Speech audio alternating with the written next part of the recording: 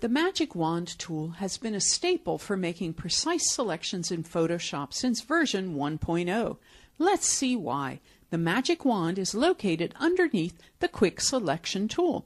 Quick Selection was added a few versions ago. Magic Wand makes color-based selections using a tolerance, and you will see the default value in the options bar across the top of the screen. Tolerance goes from 0 to 255 based on RGB color level. 255 would be select everything.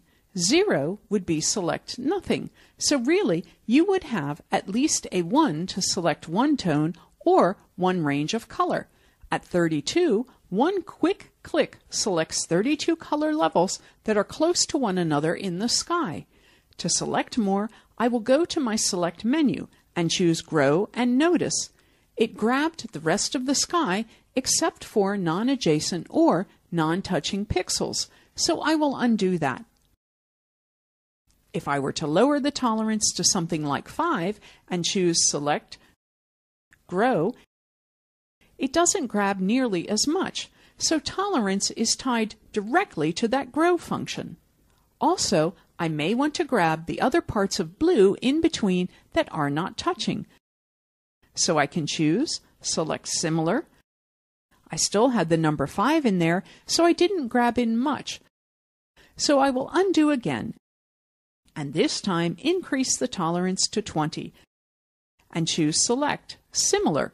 Now I got most of what I want, and a quick way to just grab this corner is to change the mode from creating a new selection to Add to Selection. When I click Add to Selection in the options bar, I can just click 1 to this corner and it grows.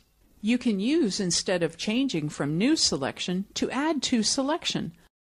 I could undo that or just use my Shift key. The power users love the Shift key to add to a selection, or Alt or Option to take away. Holding out Alt or Option and clicking Subtracted, holding down Shift and clicking adds, and it always gives you a slightly different selection depending on where you click on darker blue or lighter blue. But for those of you who are brand new, switching to add the selection may be the easiest way instead of having to memorize keyboard shortcuts. Now let's do something with the selection that we have. I want the structure selected, so I will choose Select Inverse to grab the opposite. Then I will copy, Edit Copy, and I will click on this building image behind and choose Edit, Paste. Once I have pasted, I can grab my Move tool because Photoshop automatically created a new layer for me. And just to be a good Photoshop user, I am going to name this layer Structure. I double-clicked to give it a name, and then I will simply drag and drop down so it looks like we have two buildings in the shot.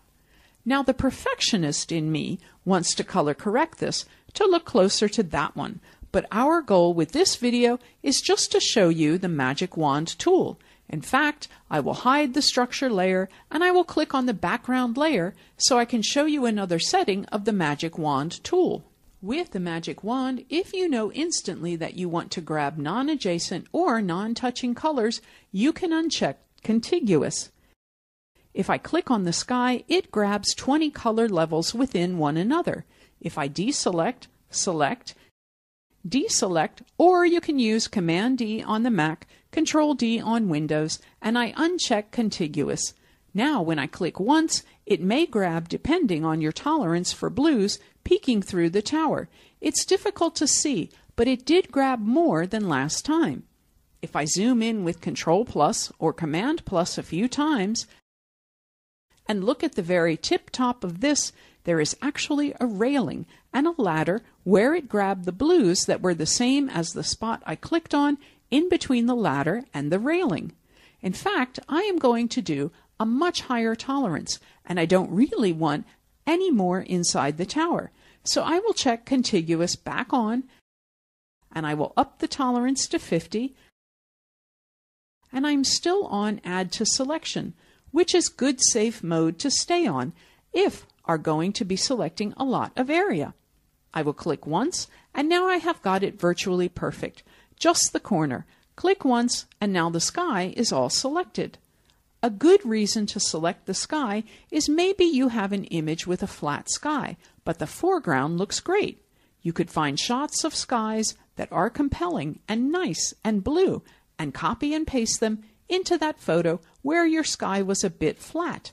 So that's a popular use for the Magic Wand tool to grab the sky or background that you want to pop into another photo. All right, you have seen how to use the Magic Wand to select images based on their color values. You have seen how to use growing similar and how they are tied to the tolerance setting in the options bar when you are on the Magic Wand tool. The key to master in this tool is practice, practice, practice, and use a wide variety of images. And since we are discussing once, I can't help but quote Harry Potter. Let's make those backgrounds disappear or copy them using a spell.